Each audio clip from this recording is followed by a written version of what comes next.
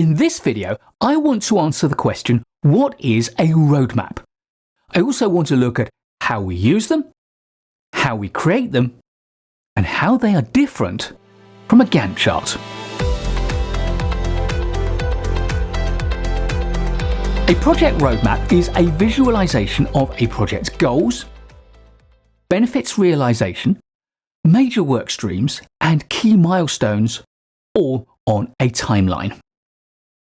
It's a strategic tool, so we can include other things as well to help create a high-level understanding of your project. So you might include other things like resources, risk, deliverables, dependencies, or constraints. There are many good reasons to use a project roadmap. For example, it might help you to articulate your ideas, or even to clarify those ideas for yourself. It can help you identify priorities, key milestones, or dependencies arising from outside of the project or from different aspects of the project. It can convey important information quickly and in a single view to help with strategic level briefings. As a result, it helps you to communicate ideas and expectations to your stakeholders and to your team members. And as a result, it can help you to coordinate resources between your team and other teams. So, how do roadmaps differ from Gantt charts? A Gantt chart typically works at the level of tasks, with rolled up summaries if you only want an overview. Its purpose is to visualize all the detailed activities that need to happen, when they need to happen, and who needs to be doing them. Roadmaps, on the other hand, work on the level of full functionality deliverables and significant outcomes. They offer a high-level strategic view which avoids the detail of day-to-day tasks. However, they can add narrative that breaks large chunks of information into smaller components. Therefore, you can see the difference between Gantt charts and roadmaps as largely being a matter of degree, the amount of detail that you include. Another difference is that Gantt charts have strictly linear timescales. That is to say that on a Gantt chart, equal distances along the time axis always represent equal amounts of time. Roadmaps are not bound by this convention. We can have different distances along the time axis representing different timescales. Typically, roadmaps use rolling wave planning. That is to say, near-term events are represented by larger distances on the time axis than distant events. So the same spacing might represent the next quarter and the following quarter, but then the same spacing again might represent the remaining half year, and the same spacing again might represent future years. However, because Gantt charts and roadmaps are both useful, but in different contexts, project managers should be using both of them where they serve a particular need. First, develop your roadmap to create a strategic overview of your project. Then, break the strategic goals and milestones down into task-level details that you can put into your more detailed project plan. So, what goes into a project roadmap? What you put into your roadmap needs to focus on only what is essential. And remember, your roadmap is a strategic tier document. So, this list of items for you to consider is a long list.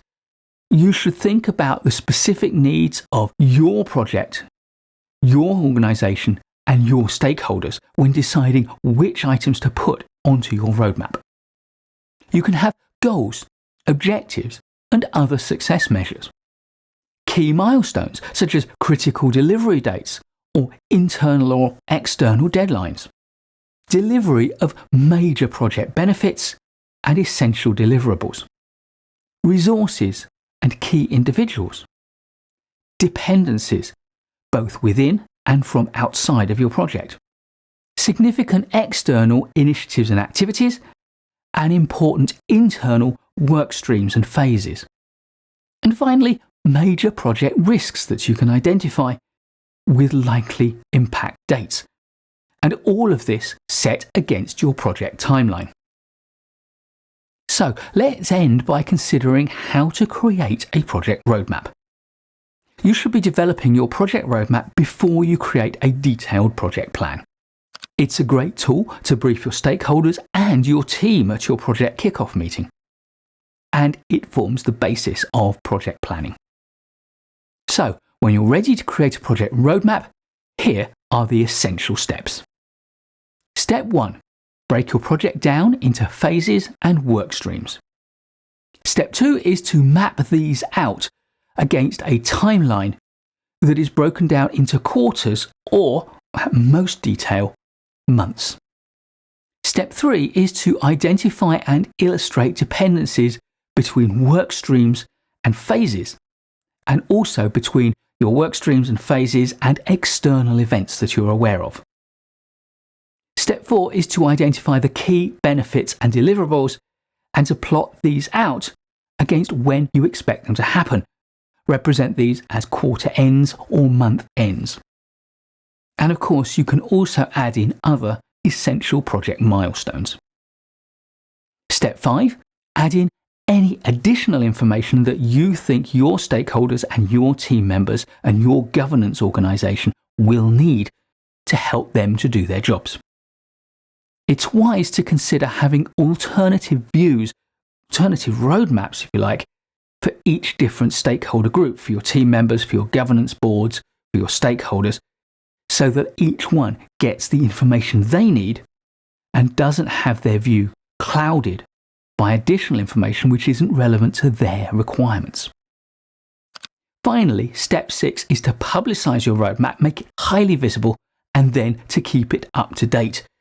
As your project progresses, things will change and you might need to change your roadmap. It's a perfect way to communicate the strategic changes that are happening on your project. So, a project roadmap. You could view it as a simplified version of your project plan, but I prefer to think of it as a strategic view of your project plan. Whichever approach you take, however, a project roadmap is a valuable tool for all project managers. Please do give this video a like if you've enjoyed it and learned from it. I'll be making loads more great project management videos for you, so please do subscribe to the channel and hit the bell so you don't miss any of them. And I'll look forward to seeing you in the next one.